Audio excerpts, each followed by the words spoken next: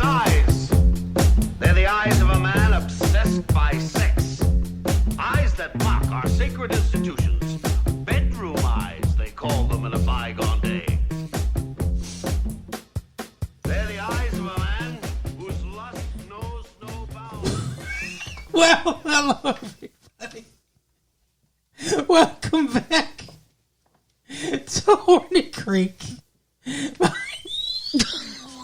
My name is Mark. I can't look at her. With me as always is my fiance Carol. How you doing today, Carol? Hey, what's up? What is going on Not with you? much. It's been a good week. It's February 2nd, 1999. The whole time that the intro was going, he's just chuckling quietly to himself, and I have no idea why. Oh my God. What is wrong? What is up?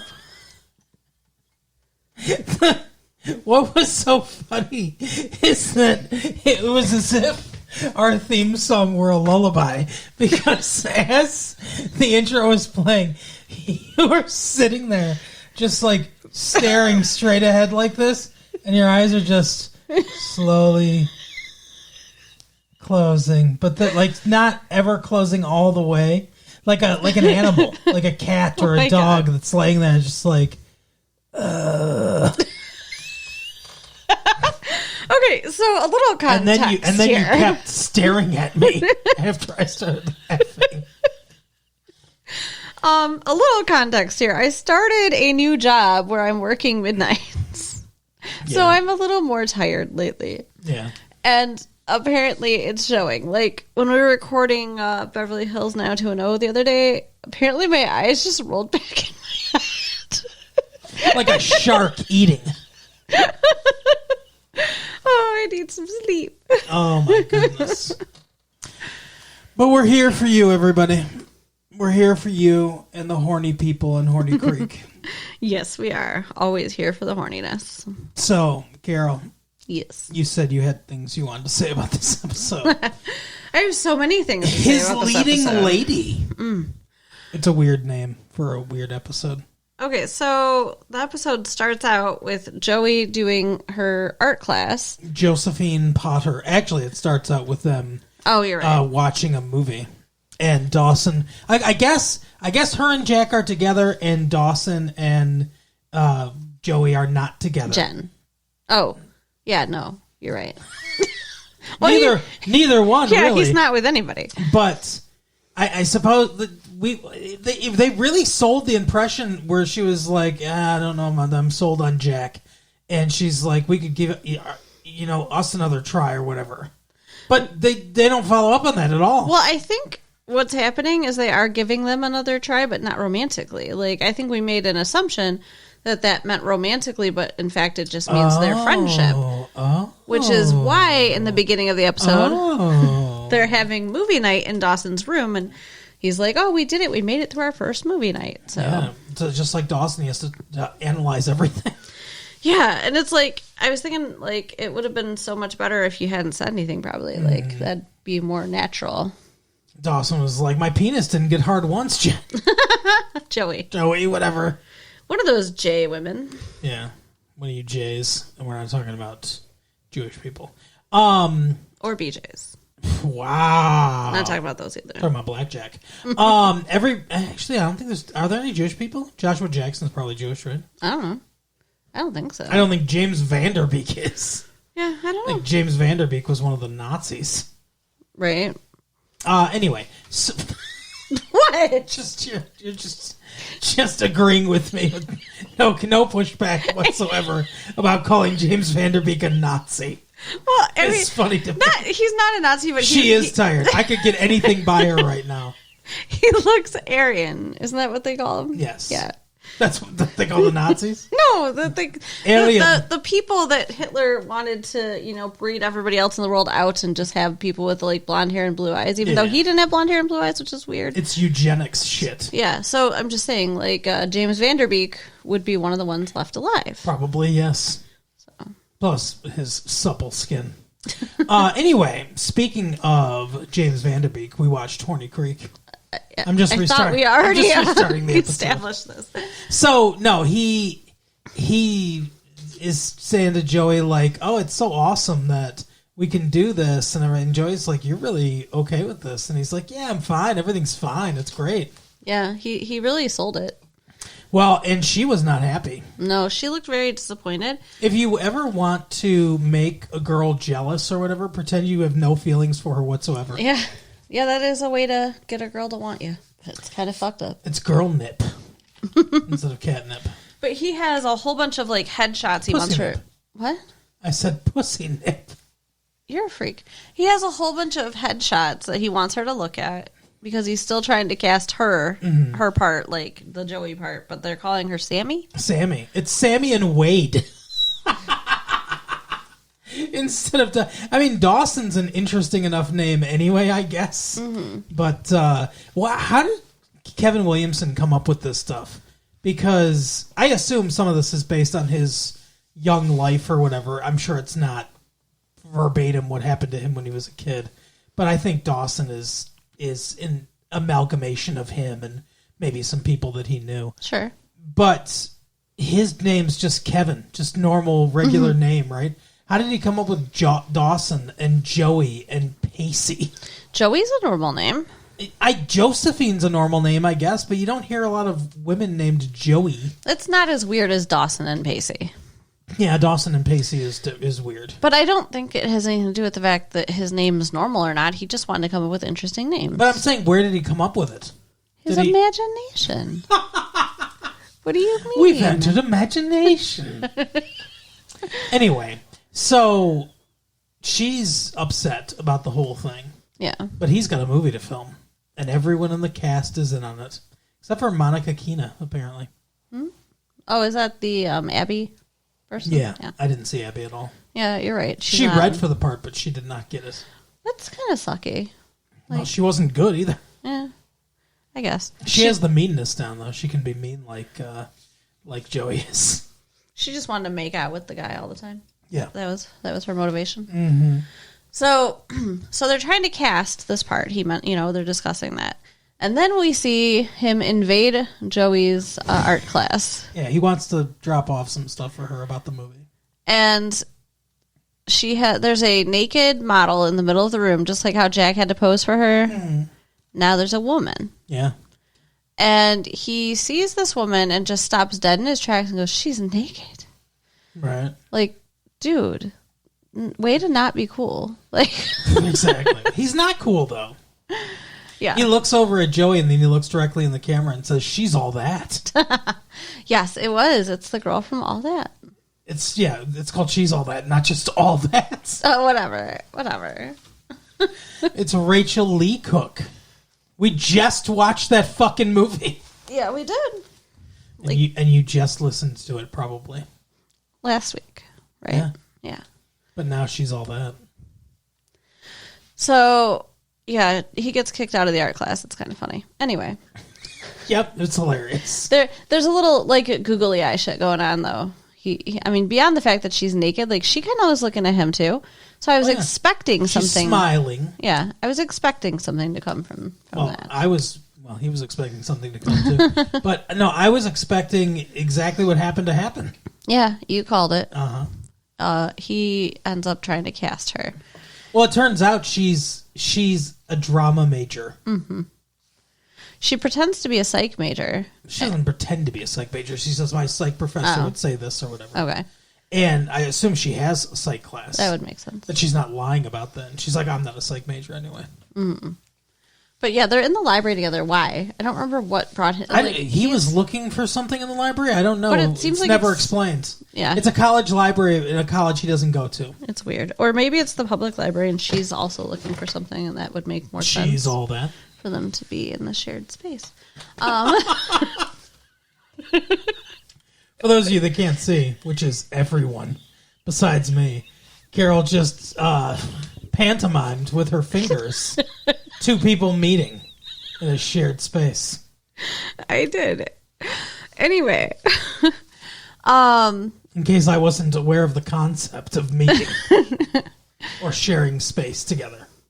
But he's practically begging her to do it. And all it is that he's seen her naked, or to read his script. That's what he wants her to read the script. I don't know that he says he's begging her to do it, but he's like, you know what? You know what's a good idea? Like, we actually have to start filming soon, and I really need somebody. Yeah, he was very excited about the idea. You know, you might be perfect for this because you're Rachel Lee Cook. It just seemed like he was a little overly enthusiastic at the thought of having a stranger who he'd never seen act in his movie. And I feel like it's fueled by the fact that he thinks she's hot. Well, sure, yeah. So he wants her to read the script. I think that's weird. Like, I've auditioned for lots of plays without reading the whole script first. Mm-hmm. Yeah, me too. Like, I don't think that should be a requirement. I don't think it should be a requirement either. But she auditions, but when she shows up, she just shows up at his house. It's not like he's holding auditions. She's like, "Oh, I read it." And she's like, "I want to read for you." After she criticizes the fuck out of it. Yeah. She really lays into him about his $20 words and all this stuff. Yeah. And he's like, "You know what? Never mind. I don't want you in my movie." Mm-hmm. And then she's like, "Oh, if you can't handle criticism, you're never going to make it." Which is true. Yes. But she was still being a bitch. You don't just, like, tear somebody's movie up right before you're going to audition. Well, she was, she's trying to get into Joey's head, so she's got to act like Joey. But he wants her to read a specific part, and she's like, I want to read another part. Yeah. She wants to read the parts more towards the middle. What she wants to read is season 2, episode 1. That's what she wants to read. The kiss. Right? Yeah, I don't know. I feel like she's supposed to be older than him. Yeah, she's in college. A freshman or a sophomore in college.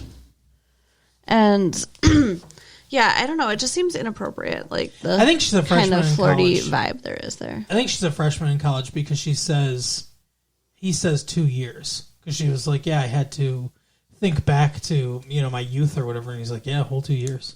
And she goes, there's a world of difference between you and me, Dawson. I don't know, though. Is there? I mean, Pacey fucked his teacher. Wow. Yeah, true. But you know what? I was going to say, but it's an older woman, but that's the same thing, so never mind. Yeah. Anyway, she insists on reading the different part, which is, I think, crazy. And somehow she gets it. Like, all of her weird, like, this is not how you do things, she gets cast. Yeah. And again, I feel like it's just because he saw her naked. Maybe. So they start filming. They do. And, prior to that. Previously, a few minutes earlier in Dawson's Creek. Pacey is at Andy's house. Oh, God. And she goes to the bathroom and takes her Xanax pill. Mm-hmm. And then he finds an empty bottle of Xanax in the trash. Why do we have to watch her take one for and find it? Anyway. I don't know. She's a Xanny misfit. I really hate... that episode of The Outer Limits? What? Did you ever see the episode of The Outer Limits called The Xanty Misfits? No. Oh, they're like giant ants. Ew. So every time I hear the word Xanax, I think of Xanny Misfits. Weird. I hate that they're using Xanax, though, because Xanax is I love to use that. I mean... Me too, but it's a sedative. It's a tranquilizer. It's for anxiety. It's to relax. It's according to Pacey, it's for severe anxiety. It's for out of control anxiety. But I mean, it is a little bit stronger than some. But anyway. Oh, okay. She's talking about how it helps her like with her mood swings, and I thought that we'd already established that she's like bipolar. So she is, yeah. Why isn't she on lithium or something that's actually meant to stabilize moods instead of taking a tranquilizer and acting like that's going to fix it? I could give you a well-researched, intelligent answer in a few days when I actually research it.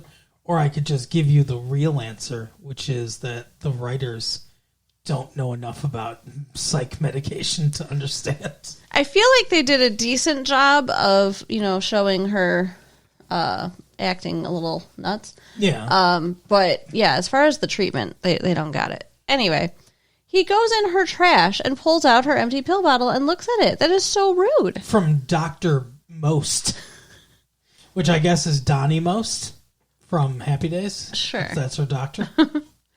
But who does that? Like, wouldn't you be angry? Yes. But she's like... It's a betrayal. She's not angry. She's not angry about that. No. She lies immediately. He is, hey, whose pills are these? Oh, or no, he didn't even say that. He's like, hey, let's talk about the pills I found in your trash. Mm-hmm. Well, so he talks to Dawson about it, and Dawson's like, I don't know, who gives a fuck, basically. Yeah. Dawson's got his own stuff going on, as usual, and is so self-absorbed he really doesn't care what's going on with Pacey's not life. helpful. And so Pacey's like, yeah, let's talk about the pills I found in your trash. And she goes, oh, they're my mom's. Yeah, she's a fucking liar. And he says, look, if you don't want to talk about them, that's fine, but don't lie to me about it. Yeah. And then she basically says she started taking them after her brother died, and that she's got so much going on in her life, it really helps her out or whatever. Like you said, she mentioned something about how it helps with her to stabilize her moods or whatever, which I again, it would not do. Yeah, but... And it's not even something like, it seems like she's taking it like at a scheduled time. You don't do that with Xanax. You take it when you need it. If you're manic depressive too, don't you think that like Xanax would probably not help? Like, especially if you're in a depressive mode? Yeah, it would help if you're, anxious or you need, like, maybe if you're manic, it might help calm you down a little bit, but... Yeah, I don't know. It seems weird to me. But anyway, I'm not an expert on it either. But yeah, she says that her therapist or whatever, her doctor is not going to give her any more because he wants her to seek therapy. Now, how long has her brother been dead? How long has she been taking Xanax every day? Because, well, she wasn't taking it for a while. Because remember, that was a whole issue where, they wanted her to take her meds again. Yeah, I think he's been dead for like a year or something like that. That is a long-ass time to be taking Xanax. That's not good for you. But also, Pacey's like, how come you didn't tell me? And it's like, I just wanted to shout at the screen because there's a horrible stigma of her mental health. Right. Do you not understand that? Do you not understand that people don't like to... People will tell you about, like, oh, I have psoriasis, or I have diabetes, or I have whatever, like, I have foot fungus. I guess that one's probably a little more personal. But STDs, VD... like stuff like that, the sexually transmitted stuff, people don't like to talk about that, right? Really. And because there's a shame in that, and there's a shame in mental health stuff. Which there shouldn't be, because it's just like any other illness. But do you know why? Why? Fear. It all stems from fear. Because people think like, oh, that person's like crazy. Because they like fear and ignorance. Because people don't have an in-depth understanding about mental health conditions and stuff like that. So if they say somebody's like manic depressive or bipolar or whatever they call it now, oh my gosh, that person's crazy or whatever. They just think blanket like crazy, right? And then people are afraid like that could happen to me.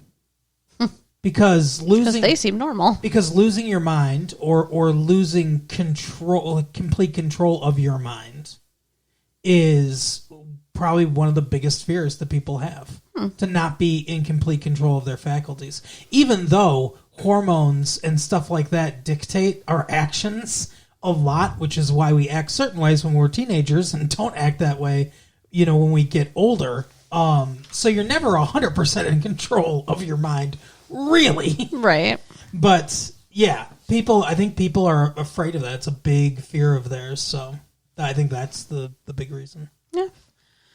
So now he knows that she's, on these pills and that her doctor's not going to give her anymore. And she's talking about how stressed she is. Mm-hmm. So he's kind of maybe a little hyper-vigilant. Sure. But I don't really think he did anything wrong. The doctor? No, Pacey. Oh, okay. Sorry. Because he sees her, like, when they're working on the play, he sees her just, like, freak out on somebody. On the Sammy. Actress. Because she misplaced a barrette. Devin is her name. Yeah. She's just, like, screaming at her about how could you be so irresponsible and all this stuff. And it's a barrette. Yeah. I mean, what did it cost? 50 cents? I get that, like, you need to have the same props for a movie. Like, it's important to have the consistency. Continuity? But, yeah. Sure. Still. So Pacey kind of pulls her aside. He's like, hey, you know, we need to calm down. You're freaking out. She's like, no, I'm not. And then she's talking about everything that's wrong in her life. And, you know, I've got my crazy mom, my dad left, my brother died, I've got Jack, I've got school, and you. And you're the only expendable thing on that list. Exactly. He's the expendables. It's like, what a fucking bitch. Mm-hmm. I mean, he is trying so hard to be there for her and be nice to her and be understanding. And she's just like, just stomping him to the ground. Mm-hmm. I don't and like she's her. like, and he's being incredibly reasonable because she's like, only one of those things on the list is expendable. Maybe we should, you know, whatever. And he's like, you're not in a place to make that decision right now. Like, he's not like getting defensive or anything. He's just like, yeah, you probably shouldn't be making decisions like that right now because you're not in a mental place where that would be a good idea to make big decisions. Mm-hmm. And she's like, no, fuck you. We're breaking up. Yeah, she's really mean to him. Which, like, I understand she doesn't like that he's saying, hey, there's, you know, something, you're not being okay right now. Because she's paranoid about that because she just lost her medication. And it's normal that she'd be, like, freaking out more because she's not on this medicine that she's gotten used to being on. Mm-hmm. But I still think she's a bitch. Yeah, I do too. So, with the movie, what do we want to say about this fucking movie? Well, and I can tell which part of the storyline you connected with more than the other. Yeah. I think it's interesting that Dawson's acting as his own cinematographer on this movie. Not a thing directors do very often. Because he's actually behind the camera, lining up the shots. I assume he's working with the light as well. I guess it's not 100% surprising because it's a low-budget movie. It's not like they have the budget or probably the talent to find a cinematographer. But they're very different things. Like cinematographers handle the shots, like they set up the shots, they set up the lighting, all that kind of stuff. That's their big thing. Cinematographers are extremely important on a movie set. The director is more removed usually from the actual like getting in there process because the director literally directs everything. The costume designer comes to the director with all the costumes and the director has the final say. Like, you know, the costume designer, basically the director's like, this is my vision of what I'm thinking. Costume designer tries to fulfill that and he says, yes, that's good or whatever, that's right. So he manages that. He manages the lighting and, you know, he works with the cinematographer. He tells him how the shots want to look and then, you know, he approves or disapproves. But he's there like usually watching the monitor, you know, like watching the shot as he's looking at the forest, not the trees, basically. Right, That's generally what a director does. Not that you can't act as your own cinematographer. Certain directors have done it very successfully. But it's just, I don't know, I found that interesting because he's on the dolly platform with the camera. They're doing a lot of dolly shots, which I guess, I don't know. It strikes me as one of those rules of low budget films. What you have, you use a lot. Right. And it's like they've got a dolly, so we're going to do a lot of dolly shots. Sure. We're going to do a lot of dolly moving around shots, which is funny because the show is filmed a lot more. As much as this show is about directors and everything, this show is filmed very much like a traditional sitcom, pretty much. I mean, there's a little more dynamism to the camera because they're outdoors more often and everything, as opposed to just literally being indoors on a set. So it's not always like a standard three camera setup. But there's a lot of reverse shot, you know, dialogue conversations, which essentially is where one camera's over the one shoulder and then you reverse the shot. Two people are talking, facing each other. Mm-hmm. Camera over the shoulder so you can see the face of the one person. Reverse shot, camera over the shoulder so you can see the face of the other person. And there's a lot of that, which is fine. But I mean, that's just like filmmaking 101 kind of stuff. But that's TV shows for you. TV shows are quick, because we got to get one out each week. So to me, it seems more like Dawson just has control issues. But you know, you bring a lot of sense to. Well, I mean, he does, but Jen's he's managing getting the shots. She's managing everything else. Yeah. And that is what a good producer does. A good producer, the director is very focused on getting the shots and putting stuff together. I assume he edits his films as well, which is another big job. But she's managing everything else. She's managing craft services. She's managing the props. She's managing continuity. She's managing the rest of the crew. But it's funny to me that essentially Dawson's just doing Dawson's Creek. Because that's, instead of calling it Cape Side, it's Creekside and everything. Okay, go ahead. What the fuck is going on? Hi. Hi. I started thinking about it. You said to pick you up at 2:20, but Stefan gets out at 2:26. No, he gets out at 2:36 and he doesn't come out the door till 2:40. So I want you to pick me up at 2:20. We'll get Bella at 2:30 and we'll get Stefan at 2:40. Okay. All right. Love you. Love you too. Bye. Bye. What did she text you about, too? The same thing. Like, it's annoying to me. Like, sometimes I think you should just leave the electronics out of here because you end up looking at your watch and your phone a lot, and it's not good. A lot of times, most of the time that we're recording, I do, but our children are at school, so if something comes up, the school needs to be able to reach me, so that's why I don't do that. And she started out with, I'm sorry, I'm confused. So I had to look and see what's going on because it might have been an emergency. So I read the text and then she's calling. And so I'm like, okay, I got to answer because something's wrong. Yeah, it's just annoying. I'm sorry that I annoyed you. She annoyed me. Okay. Let's get back to Dawson. Sorry for the interruption. What were we talking about? We were talking about how Jen was managing everything. Oh, yeah. Okay. Oh, that's what I was saying. So, yeah, it's weird to me how he's basically just written Dawson's Creek. Like, instead of taking the ideas and the feelings and recontextualizing them into fictional scenarios, it's literally like they film a scene outside of the dance where it's just that scene from the dance where he finds out that Joey kissed Jack and they're blowing up at each other. And Joey's having a really hard time with this. Now, because she's watching them act out these, very emotional scenes from her own life. Also, Devin keeps coming up to her and being like, copying the way she does things, and it's weird. But my question is, though, when she was like freaking out at Dawson about it, like, didn't you read the script before you got here? I would have thought so, because she seems really surprised at how things are. She's a bitch. Like, I don't like saying that, but I don't like Joey's character. I don't think she's a good character. Wow. Like, she's very selfish. She's very angry all the time. And she doesn't understand anyone else.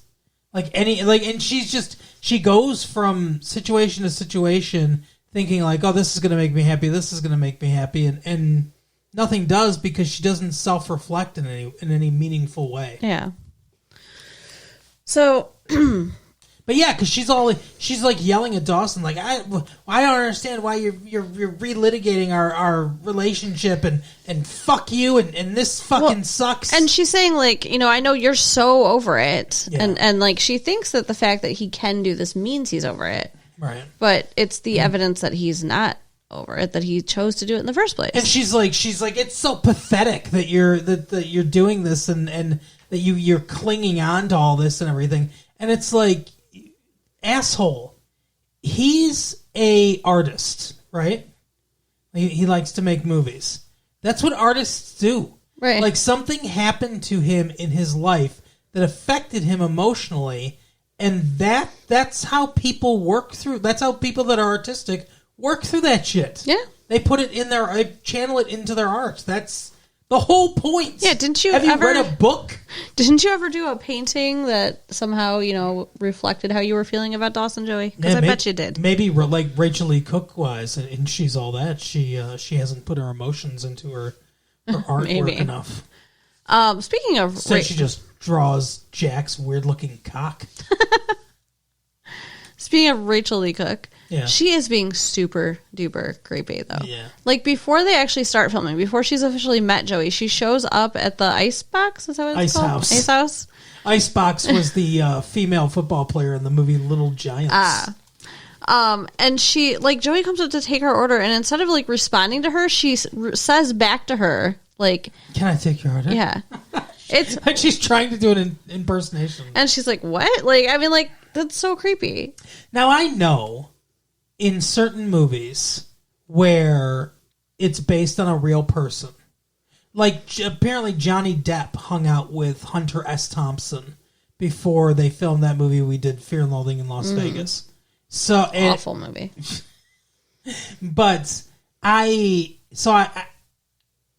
kind of get what she's doing, but do you really just want to do an impression?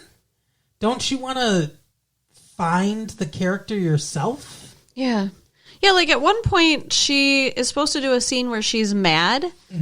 And she's like, I don't know how to be you mad, and I don't know how to be mad at all, actually, is what she's saying, which is stupid. That's not true. Yeah, are you an actress or what? And so she wants Joey to show her what she's like when she's mad. And she's like, no. And so then she pisses her off. Yeah. So that she'll, yell at her. Yep. She's like, what's it like being with one person and being in love with another person and working on this movie? And then she calls Jack over, which is what makes She her doesn't lose it. call Jack over. Jack just comes over. But she says shit to him too. Yeah, she says, what's it like being the transition guy? Being with Joey when you know that her heart's always going to be with another or whatever. And then Joey flips out. And then she just looks at her and goes, thank you. And then walks away. Like, bitch. I mean, like, I think I would have gone after her. I think I would have hit her. It's so funny because you hear about method acting all the time. And it's like, no one ever method acts as a nice guy.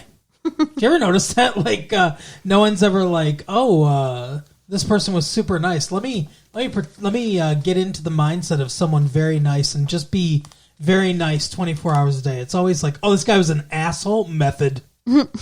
Right? And Back to the Future. Apparently, originally, it was going to be Eric Stoltz. Okay. Red-headed Eric Stoltz, the guy that sells John Travolta drugs in Pulp Fiction. He was going to be Marty McFly, and the guy that played Biff Tannen, Tom Wilson, tells this story about how they're doing this scene or whatever, and apparently Eric Stoltz had to be called Marty the entire time on the set. Weird. He wouldn't respond to anything but Marty.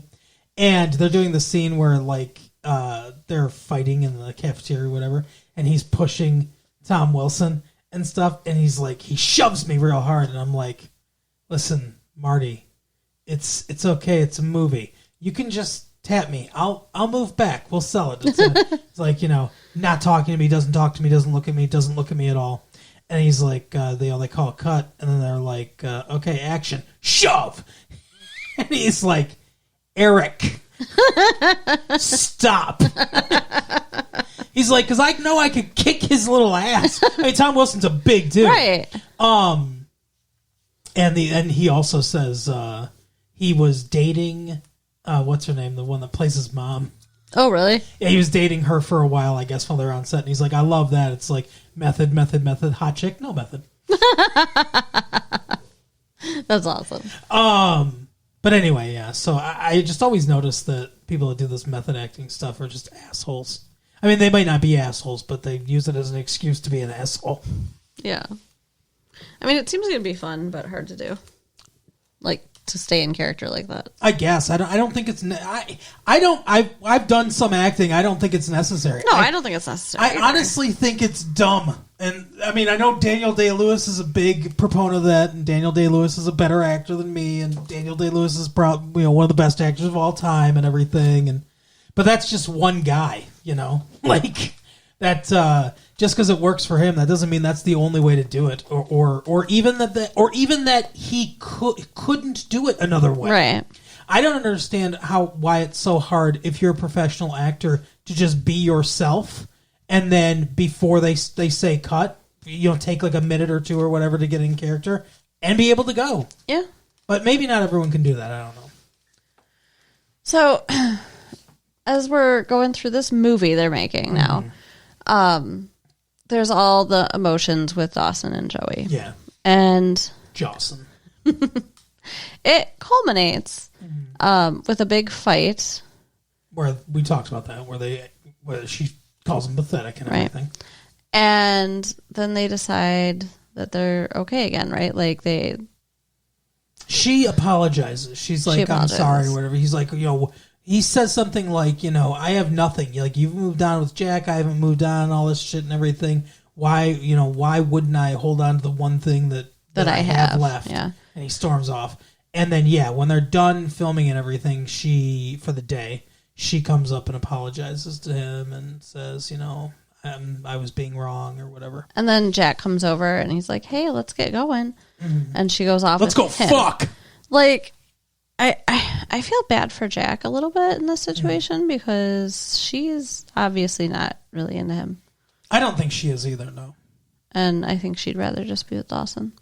I don't know what she wants, which is another reason why I think her character is infuriating. True. I like Katie Holmes, but I don't like this character. So Graham's is doing the, what do they call the craft services. Yeah. And she gives Jen a big compliment about how great of a job she's doing running everything and what a wonderful young woman she's turned into. And what an exciting time it is to be a woman. Right, because she can be a producer. And she had introduced her to a guy that's helping out on the movie. Yeah, a guy that looks vaguely like a grown-up version of Jonathan Taylor Thomas. A little bit, yeah. From Home Improvement. And he's been a little flirty with Jen. Mm-hmm. And he gave her a little neck rub, and then she asked him out, and he's all like, okay, but you got to be in my hands. And she's like, well, they're very good hands. Mm. And so I'm imagining, this is Jen, I'm imagining that they're going to end up fucking later tonight. He's like, I use these hands very effectively. For prayer? Yeah. So we should have known that Gran had an ulterior motive, but he takes Jen on a date to a Bible study. Yeah, to a house with... And here's the thing. Here's the most unbelievable thing about this entire show. Mm-hmm. Not that there are teenagers that look like they're 30 that have sex with teachers and everything's okay and there's no psychological damage. Not that they have this huge vocabulary or whatever, but that anywhere in this country there is a party going on where like 40 people that look like they're all under the age of 21 are attending a Bible study together.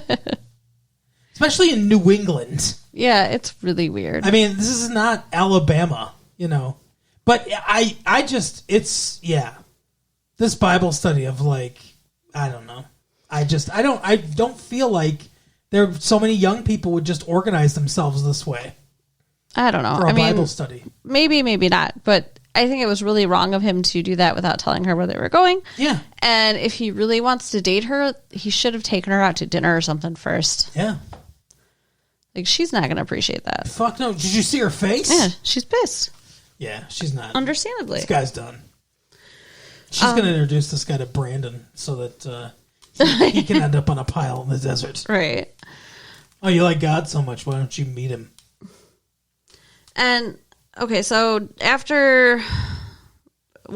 Andy. After Andy is super mean to Pacey, Dawson sees him and he's like, you know what? Just forget her. Just let her go. Yeah, it's dumb, whatever. And he's like, no, this isn't a fucking high school crush like you have or whatever. So, yeah, he's like, I'm absolutely not letting her go. And then he decides to go to her house with a rose, knocks on the door. She's in her pajamas. And instead of like any normal person would light up, I'm sorry, if a dude shows up with a flower and be like, oh, being all cute and whatever, they'll be like, oh, thank you. No, she slams the door in his face. He didn't do anything to her. No. He doesn't deserve that. It's not like he cheated on her or hit her or something. Like, she yelled at him earlier today, and he's bringing her flowers. Yeah. So then he climbs her trellis. That's what it's called, right? Yes. Yeah. You got it. First try. We didn't have to stop and re-record this 7 times because she didn't know the word trellis. But then I had to fuck it up and confirm. Anyway, he climbs up to her bedroom, and she's like, Pacey, that's, I can just shut the window. It's a long fall, one shove. Like, what the fuck? She's threatening your life now. Mm-hmm. And he's still like, I'm not going anywhere. And she eventually lets him in her room. Come to my window. It's dumb. Like, she's not, like, why does she think that she is so great that he's gonna, put up with this shit? Because she's not. She's looking old, too. You see those wrinkles? She is looking a little old. Did you notice that? Yeah. I did, too. I was like, she made some facial features, and I was like, I don't think you're going to age well, Andy. Yeah, but yeah, she looks much older than him. She's attractive, sure, but not super attractive. No. Like, they're especially... She's not as attractive as Rachel Lee Cook, Joey Potter, whatever the Katie fuck her Holmes, name is. yeah. Katie Michelle Holmes Williams. And Michelle Williams. Yeah, so, like, normal person world, she'd be the hot girl, but, like, she's, big fish, or she's small fish, big pond. Yeah. She's surrounded by just gorgeous people, so she does not stand out. She's closer to Grams. That's just mean. Than she is to Katie Holmes. But, like, I just don't get it. Like, I'm sorry, Andy, if you listen to our show. It was a joke. Yeah, I'm sure she's gonna listen. I just don't understand what he sees in her, honestly. I don't know. Maybe he likes crazy women. I guess. We've never seen his mom. Isn't his mom dead or something? Is his mom alive? Yeah, I think she might be dead. That would explain why he has all these issues with women. Yeah. So his dad's a piece of shit, and his mom is, I don't know where. Yeah. I think she's alive. I think we just never see her. Maybe she's been drowned in the creek. Maybe she's in the pile. Maybe she left the dad. Yeah, he's an asshole. That would make sense. But anyway, that is the episode. That's where we leave things. So, yeah, Andy and Pacey still going strong, even though she's a bitch. Yeah. Dawson's still all alone. Yeah. Joey's still with Jack. Joey's still a bitch. And Jen is trapped at a Bible study. And Jack is a piece of trash. So that's the creek. All right. So you can write us at latefee1994 at AOL.com. Yep. That should be our catchphrase at the end of each episode. One of us should go, that's the creek. Check out our website at www.retrolatefee.com and share the tapes with your friends. We'll see you next time. Bye. Bye.